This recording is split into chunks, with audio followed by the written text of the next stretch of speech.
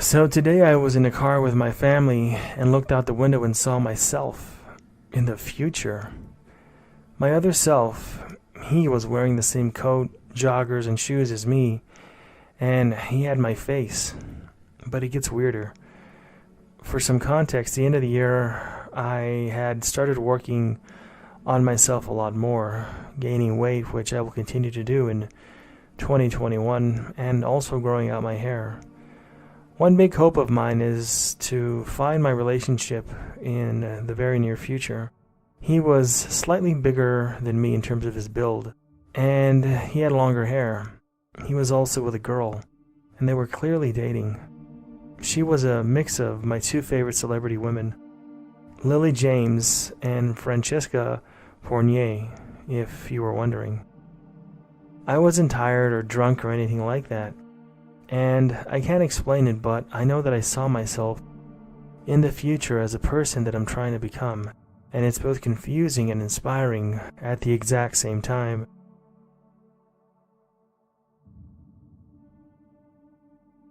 Just this past Wednesday, I had gotten home from work and was sitting on my bed checking my phone, and then I hear the front door open to my apartment. I wasn't alarmed since I had just recently talked to my girlfriend who said she'd be home around the same time as me. I hear her set her stuff down, or at least that's what I thought I heard, on the kitchen counter and walk through the living room into the bathroom. We have a smaller apartment, so it's only a 5 to 10 second walk, which corners our bedroom. I hear her flick the lights on and close the door and set the toilet seat down to use the restroom. I finish what I'm reading and I lean over as to see the bathroom door, only to see that it's halfway open and the light is off.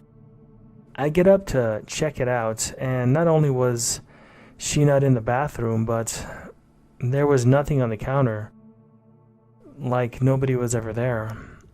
After all of that, she got home about 10 minutes later and repeated the exact same things that I heard earlier. The other day I was riding in a car with my boyfriend, just having a normal conversation. I'd been talking about glitches and such, and mentioned how I never experienced one before, and I jokingly said out loud, "Universe, can I see a glitch?" And we just moved on. Today I was riding in the car with him once again, opening a bottle of Sprite, and my hand slipped, and I felt the cap fly off. I looked at the bottle and I saw the cap missing and began looking for it. I'd said something like, "I guess the Sprite is going to be flat," but stopped halfway through my sentence because the cap was suddenly back on the Sprite bottle.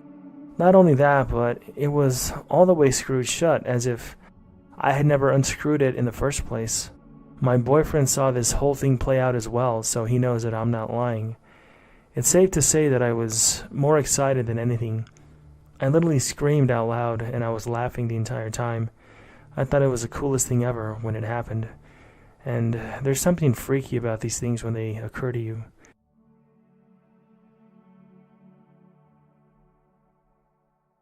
I thought I'd share my story from many years ago. I honestly think about it every month, and it still freaks me out as I have no explanation for what happened. So a little bit of background. I was a high school student around 15, and I wore a hat religiously. At the end of every day, I would put it on my bedpost and would always wear it when leaving the house. This one day I came home and I put my hat on the post and went downstairs where the rest of my family was eating and having a good time. We chatted and watched TV just like any other day while we were eating. No more than half an hour later, I was heading outside with my brother, and I went to go grab my hat, but when I went to go grab it, it wasn't there. I looked around my room for a while, but I couldn't find it. I yelled at my mom and my brother if they had seen it or if it was downstairs, but they hadn't seen it at all. I went downstairs to look myself, and I couldn't find it anywhere. Now this is where it gets a little bit strange. My dad gets home from work and walks in the door and sees me agitated and asks me what's wrong, and I tell him that I've lost my hat. And I head back upstairs, and there it is, sitting perfectly positioned on my pillow, and my entire room was spotless. In my frantic search, I turned the room upside down, but I couldn't find that hat anywhere. Now my room was immaculate. It was almost as if I never went through anything at all. Nothing was thrown around, no clothes, nothing. Everything was back the way that it was, and it was super clean. And even before I started looking for this hat, it was a little bit dirty. My mom and brother hadn't come upstairs the entire time, and my dad literally had just walked through the door. I had a massive meltdown and was hysterical about my hat. I cannot explain what happened, and my family thought that I was going crazy or something because of how attached I was to that stupid hat. I'm normally a quiet and reserved person, but that day I was not, and I was anything but quiet and reserved because I couldn't find my hat. As the years have gone by, I continued to think about it and thought that maybe it was some kind of a vivid dream that just seemed more real than it actually was. So I ended up asking my mom recently if she remembered that day that I lost my good hat, and she did. My brother also remembered as well and laughed a lot about it because of how ticked off I was and how crazy I was going looking for it everywhere. I don't know what happened or how to explain it. I get these goosebumps when I think about it, though.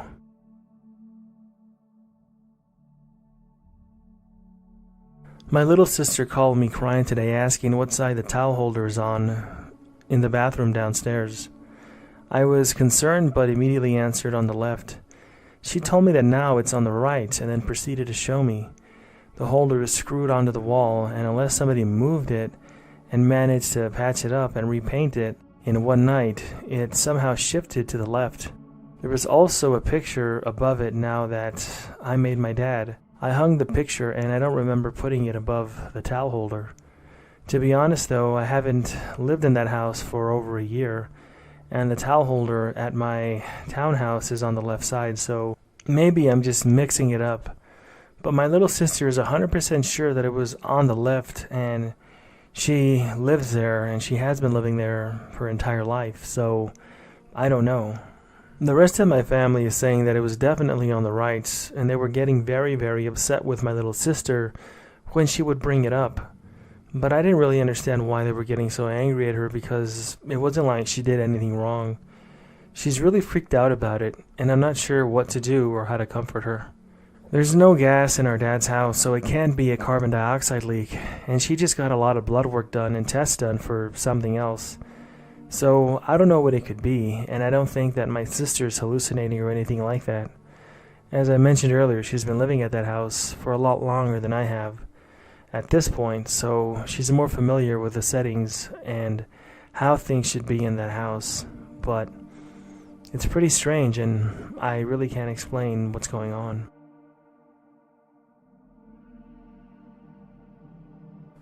This happened earlier today. It's 1:44 p.m. here when I started typing this, and this happened around 9 when I had to go to a nearby grocery store. I grabbed a loaf of bread for our visitor later today and then headed for the cashier. I paid using a red paper bill, about 50 Philippine pesos, or about $1 and received my change. A loaf of bread in the Philippines cost 35 Filipino pesos. I greeted the cashier a Happy New Year and then left. When I arrived home, I was asked to buy one more loaf of bread because we're expecting more visitors, so I went back to this nearby grocery store and I did the exact same thing, almost nearly in the exact same way. I grabbed a loaf of bread and then headed straight for the cashier, and I paid using another red paper bill, received my change and greeted the cashier again Happy New Year's before leaving. I only realized what I did when I got home. I hadn't typed this earlier this day because I was busy helping prepare food for our visitors, but now that I think about it, I could see it in the cashier's eyes how freaked out they were as I was wearing the same thing, and I did the exact same thing as I did earlier. It must have been pretty freaky for that person, and maybe, in some cases, that's all glitches are.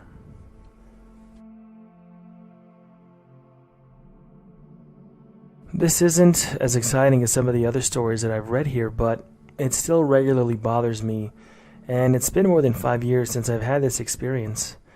At the time, I was living in a small one-bedroom apartment with a very small bathroom, and the shower was a tube enclosed between 3 walls with a sliding glass door about calf high. One morning before work, I was taking a shower and heard a bottle drop. No biggie, right? It happens a lot because the shelf space was limited inside that shower, and I had a habit of having way too many hair products in there. I looked at the floor and I didn't see anything. I looked and looked and I looked because I know that I heard something fall, but there was nothing. I peeked outside of my shower thinking that my cat knocked something over off the sink, but everything was in its place. That scenario didn't make sense to me because I knew that I had heard the bottle fall inside of the shower, not outside of the shower, but still, I wanted to consider all possibilities. I kept looking and thinking that I'm going crazy, but I never saw anything. So I look up and continue bathing, and then I see my shampoo bottle, and it has a nice piece missing out of the lid. I immediately look down and see the missing piece stuck on the drain. The piece was not there when I initially looked for a drop bottle, and I definitely didn't pick it up after the bottle had fallen. So I don't know how it got up in place and why that one piece was still there.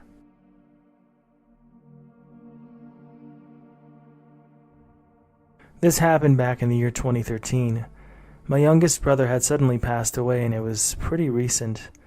This was on a Saturday about a week after his passing, and when he died, the cause of death was ruled as a pulmonary thromboembolism.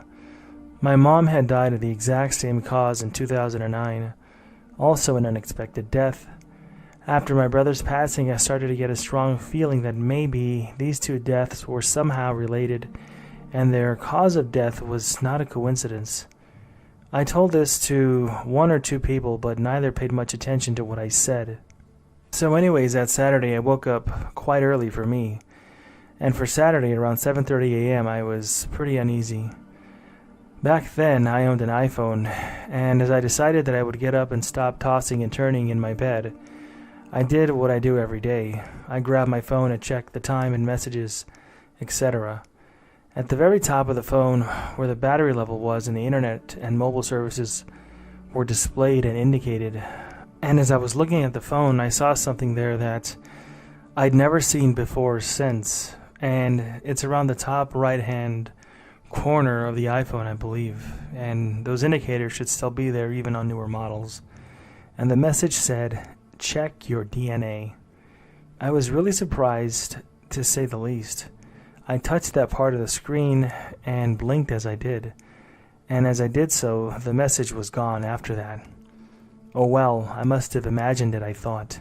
But still, something seemed off, and I went to the kitchen and received a WhatsApp from a childhood friend who had not contacted me in more than 20 years. The message said, "Hi, I just heard about your loss, and I'm sorry to hear about your mother's passing a few years before that.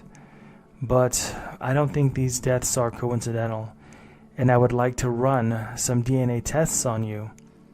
When I read that message, I was floored. Could this have been some kind of a strange coincidence, a glitch in the Matrix? Perhaps it was just a mere hallucination.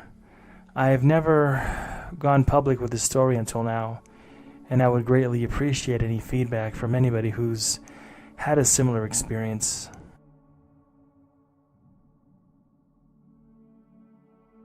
Several years ago, I was working at a group home for developmentally disabled men. We're talking about grown men with the mental faculties of a 2 or 3-year-old. I loved every one of those guys, to be honest with you. One guy in particular, let's call him Jack, was adored by everybody. But he had psychotic tendencies, and he tried some crazy stuff every now and then. He was pretty strong, but he was not very coordinated, so he never actually succeeded in really harming anybody. Jack was having a very good day, from what I could tell. None of the usual indicators that he was going to be aggressive in any way were there. It was a Monday night after dinner, and we were sitting in the living room, playing and talking. Jack was smiling and laughing, so I was not on guard against anything. Suddenly, he jumped straight up and punched me in the jaw. It wasn't very hard at all, but he immediately fell over. Like I said, he had very poor to no coordination, and he hit his head on the wooden arm of the sofa. It split his head open just a little bit, but he bled out a lot. I restrained him and I calmed him down, and almost immediately he started apologizing. Usually he will take an hour or more to calm down and then apologize profusely. A quick examination, and we determined that he was probably going to need stitches. So we packed him up and headed over to the ER. The doc came in and applied a little glue instead of stitches, and everything was right as rain, as they would say. Waiting for paperwork and to be discharged, I had a familiar being call out in the hallway. My father-in-law's name, to be exact. Let's call my father-in-law Mike. I made sure that other staff members could handle Jack and went to check on my father-in-law, who I was surprised was there. I saw my father-in-law being wheeled unconsciously into a room, and I grabbed a passing nurse and said, "That's my father-in-law, what's going on?" And the nurse told me that Mike had had a massive heart attack and most likely would not make it. She also told me that his wife was in the lobby. Now, Mike's wife, my wife's stepmother, is a total you-know-what. She had called her daughter Mike's stepdaughter, and that was it. She had notified my wife, Mike's only biological daughter. She didn't call Mike's mother. She didn't call Mike's sister. She didn't call anybody on Mike's side of the family to let them know that anything was wrong or that he was possibly near death. Before anybody says that she may have been too distraught or worried to call anybody, she had a new boyfriend less than 2 weeks later. If she was distraught, it was only because Mike was paying her bills. I called my wife and let her know, and she called the rest of her family. I went back to Jack and the other staff member, and we got Jack checked out and back home. On the way back to the group home, I said to Jack, "Well, little buddy, I guess you did your part to get me to where I needed to be. Thank you." He grinned really big and gave me a thumbs up. If Jack hadn't had a behavior the way that he did and gotten hurt, it literally could have been days before Mike's family knew anything about his heart attack, and later on, his unfortunate death. What are the odds that a client had a out-of-ordinary behavior, got hurt, had to be taken to the hospital, and while there, my father-in-law was brought in after having a heart attack? My wife and I would have not known had it not been for this bad behavior, but I'm glad that it happened.